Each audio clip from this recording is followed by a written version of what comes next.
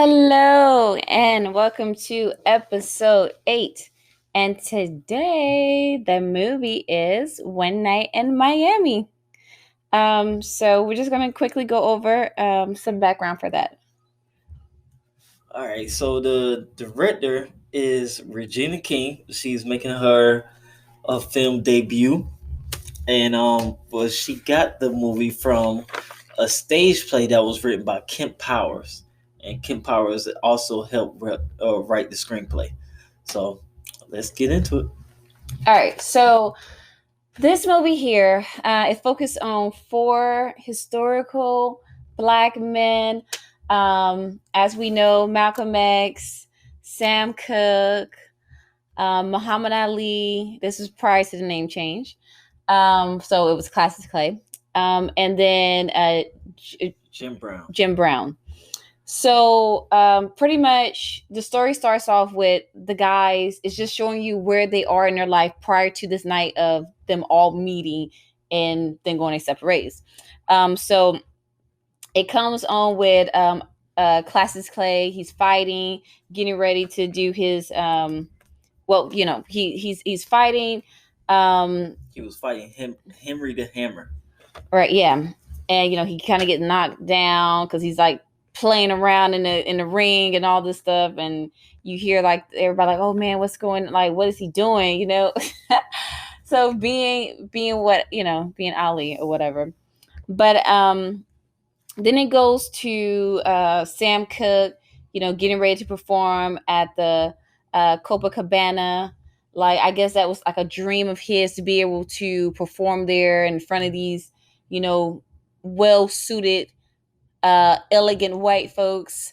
However, they have him, he decides to perform a song, Tammy, which apparently, I guess, didn't go over too well with the crowd.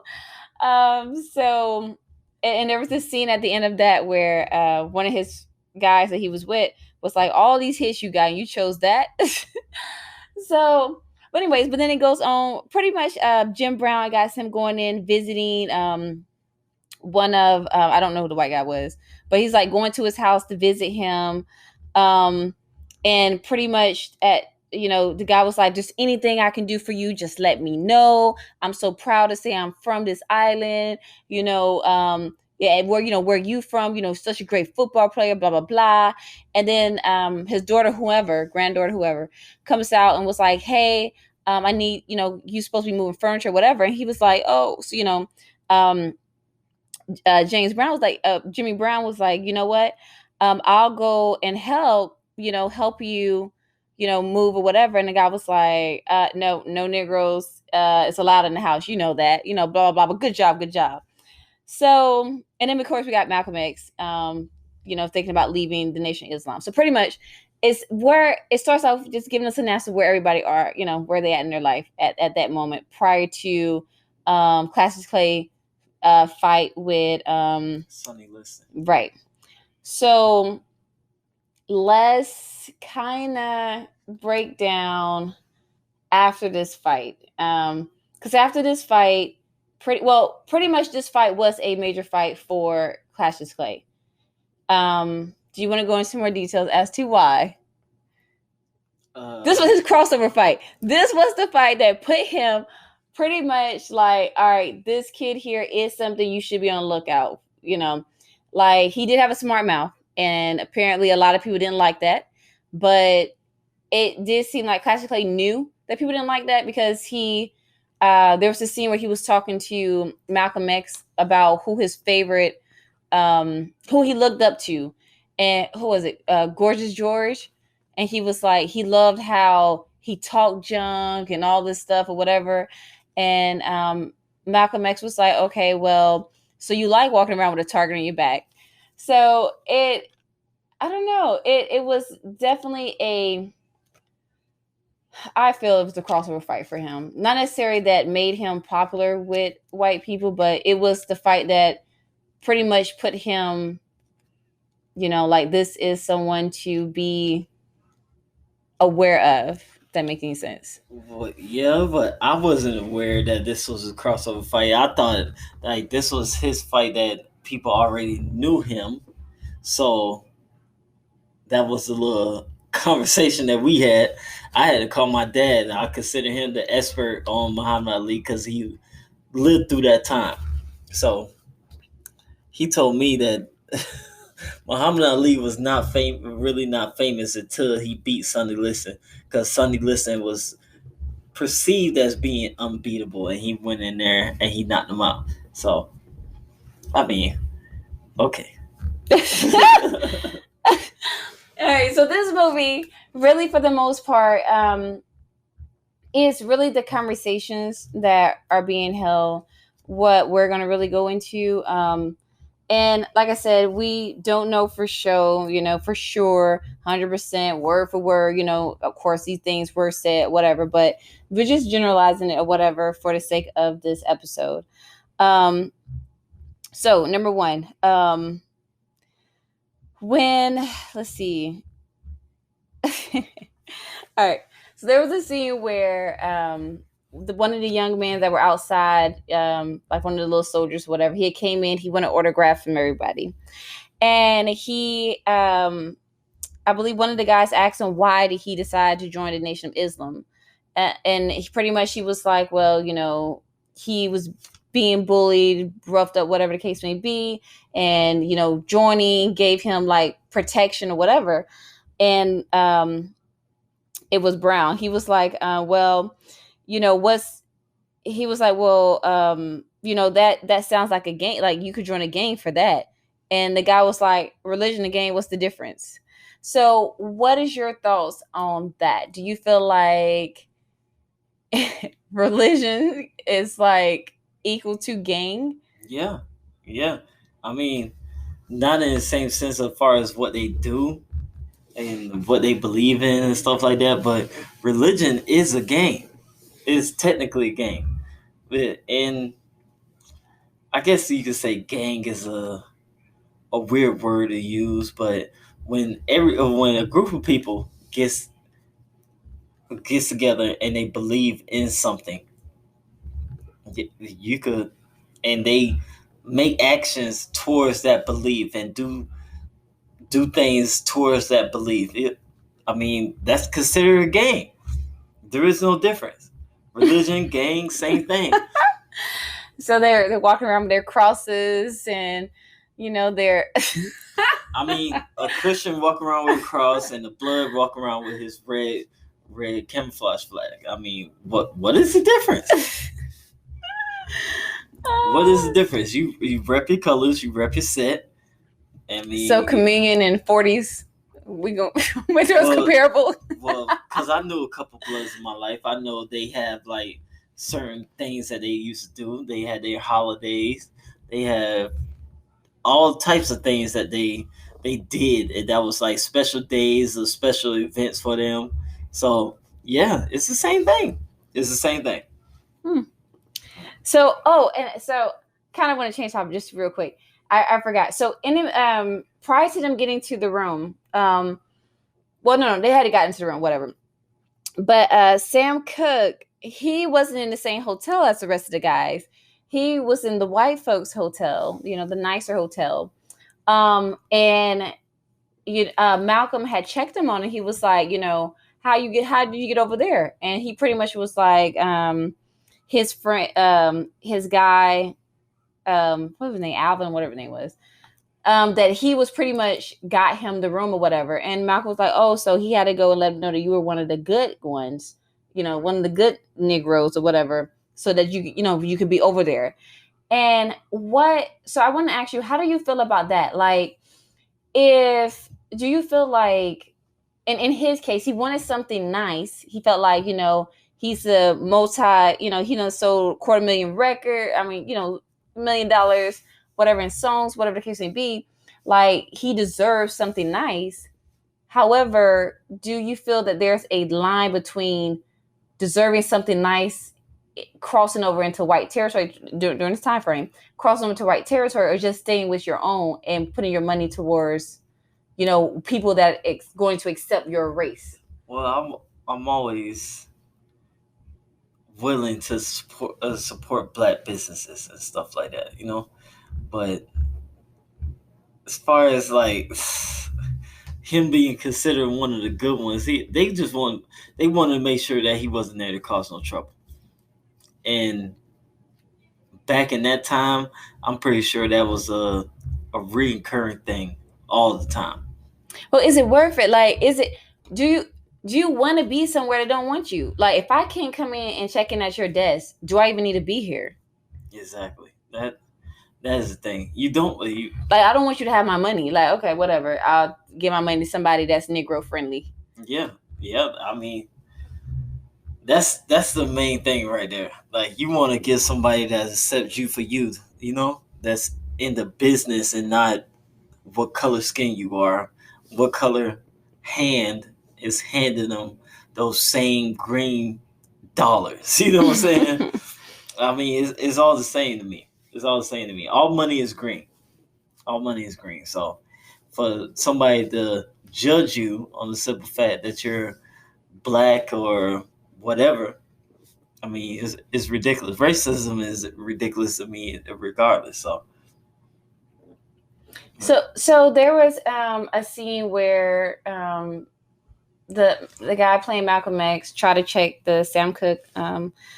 He pretty much was like, you're out here singing, making songs, performing for a white audience. You should be making stuff that connects, it relates to your people. And the guy that played Sam Cooke pretty much was like, well, this is how I start. Like, I gotta go, I'm knocking down doors, and this is, once I get that done, then, I can do whatever for my people. And then Malcolm, pretty much was like, well, I'm tired of hearing that, where it seems like y'all seem like, oh, well, after I do this, then finally I'll be able to help my community. So I guess he found an issue with people pretty much playing into a race that is not accepting you, as saying, oh, well, I got to do this. And then once I get enough money, then I can go help my people. His thing is, if they don't want you or they don't want to accept you, then you don't need their money.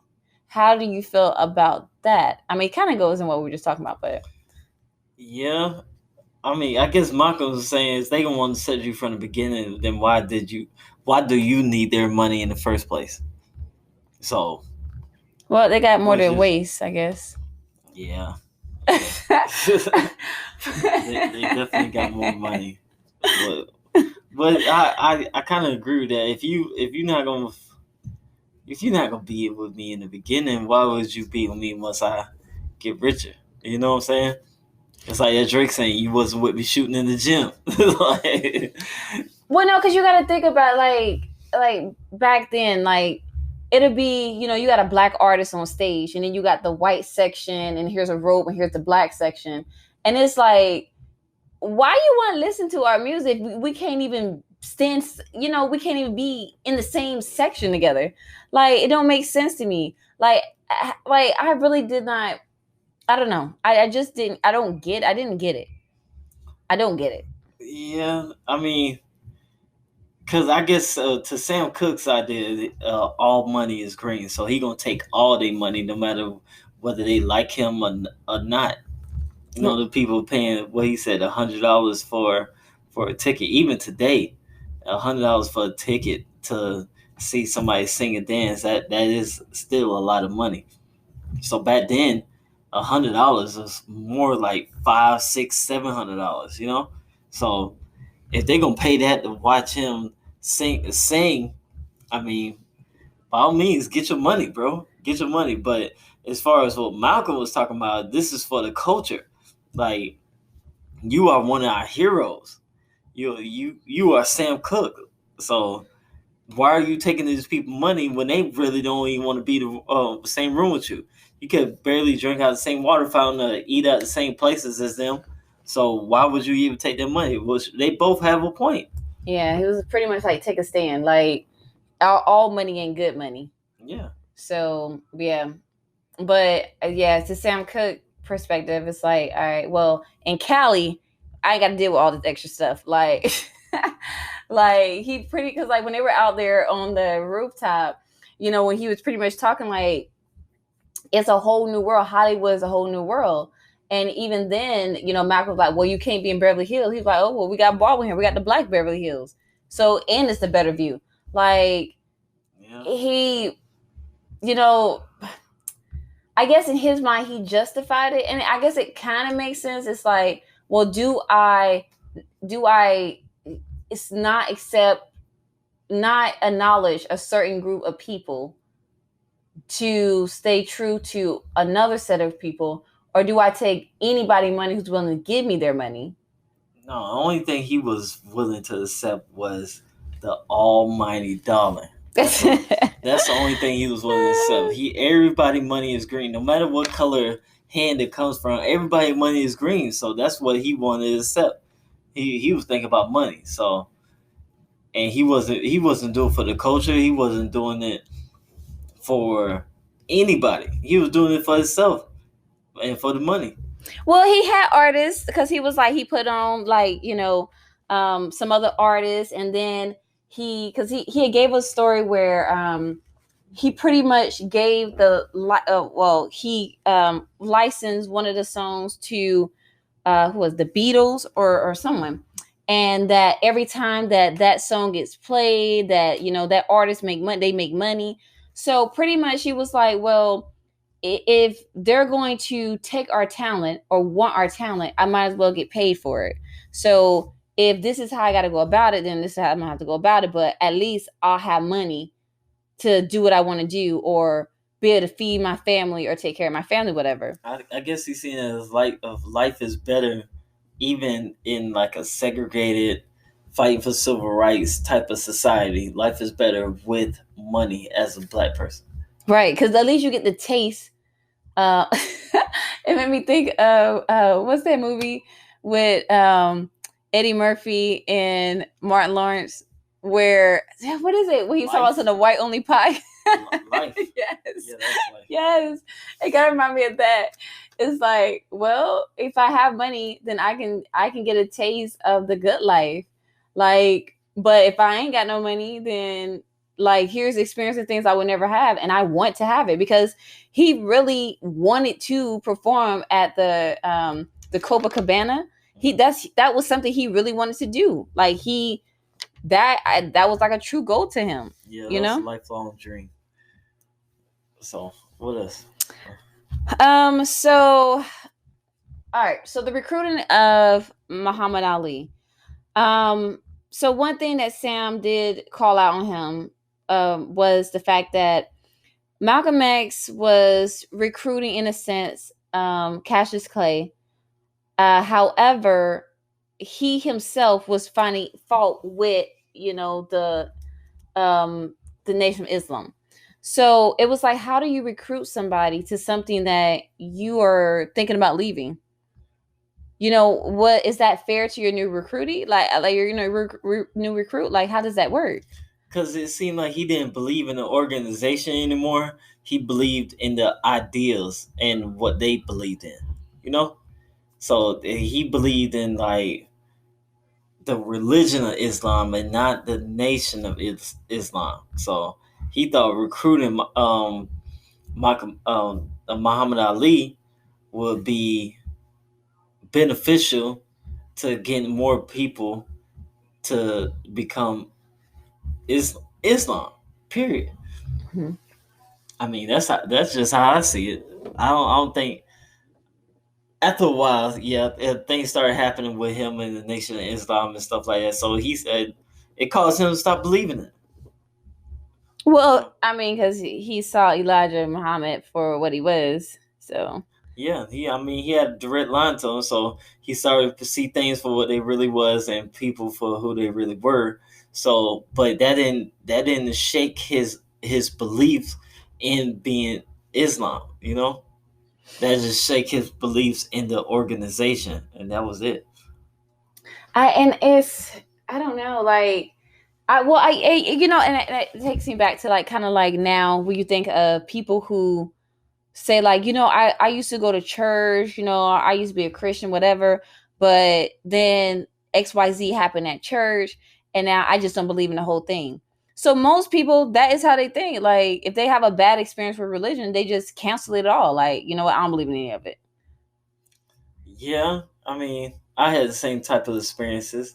Like, I don't go to church like I used to, and that's only because I seen multiple things like people taking advantage of the church, but that didn't shape my beliefs and like believing there's a God, believing this and that. You know what I'm saying? So it's the same thing. It's the same thing. But as far as being out there trying to recruit people and stuff like that, that's a whole different thing. Like, yeah, you can't you be out there recruiting for somebody. Like, you trying to get this man to be in the nation. Like, he wasn't getting him recruiting him to be Islam, but he was getting him That's what I'm saying. recruiting him to be Nation of Islam. That he was trying to get out of. Yeah, that That's what I'm saying. at that point doesn't really make sense to me. I was lost. It was like, I think he was lost because it's like, here's something that you fought so hard for, and like people should follow this. And even now, you're like, I mean, you know, and now people are, when they see you, this is what they think of. You know what I mean? And then it's like, okay, well, yeah, how can I fall back from this? Right. Like, it's too late. Like, this is gonna be you forever. Yeah, I mean, blood in, blood out. Like, that's it. So I don't know. That part I just felt was so interesting. I'm like, what? Like, I guess. I don't know. Yeah, but I mean, he has his own experiences and stuff like that. I guess he was just recruiting them so he could have his own. Muhammad Ali could have his own experiences and feel how he want to feel. He want to portray that his emotions and his feelings and his experiences on him, when he could just get him in and let him do that on his own. And if he wants to stay Islamic later on and not be a part of the Nation of Islam, that'll be totally on him. Yeah. Well, yeah, I guess, you know, let him have his own experience. And he was a man, not a woman, so I guess he didn't have to worry about too much. But so this episode, so guys, this episode is going to be really short. So we're about to sum it up. So lesson, blessing, or curse. This. What was wrong with it, yo? What? I ain't say anything. I thought it was a good movie. I loved it. So like, you rated first. Okay. So I love the wordplay. I love, like, you know, when they were out there, like, standing on the rooftop and just pretty much everybody putting their stuff out, and then inside the room when they were going, like, I just love that, like, you know, and it, especially knowing what happened afterwards, like, two of these men were dead, you know, within a year's time, you know, after this meeting, like, after that, like, two of them was gone, Sam Cooke and Malcolm X. So it's like, it's just knowing that, it's just, I don't know. But anyways, so for me, I would say I really loved it. I would say it's a blessing. I really loved it. I don't know. Well, I had a couple problems with this movie. First of all, this meeting definitely happened. We know this, but everything that was said during this one night in Miami is fictional. So we don't know if these things were actually said. Did Malcolm really go at Sam Cooke like that?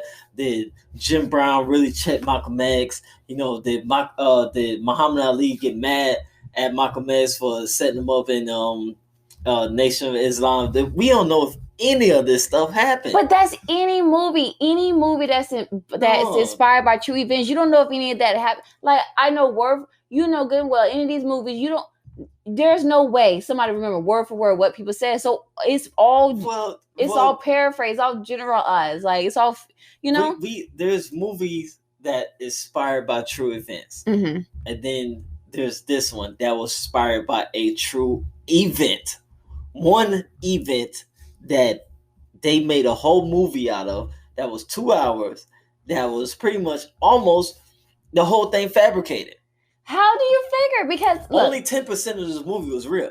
but look, it doesn't. All we have to know is that these men were at a certain point in their life prior to that day, and once they left that hotel, that meeting, Everybody's life changed. Everybody's life went to a different direction. It's so true. Whether or not what was said was said or not said, whatever happened in that room, these guys went different directions. Which is true. And I think it's kind of wrong to fabricate what. What you gonna do? Be like, okay, well, these guys met and that was it. We don't know what they said, but end of the movie.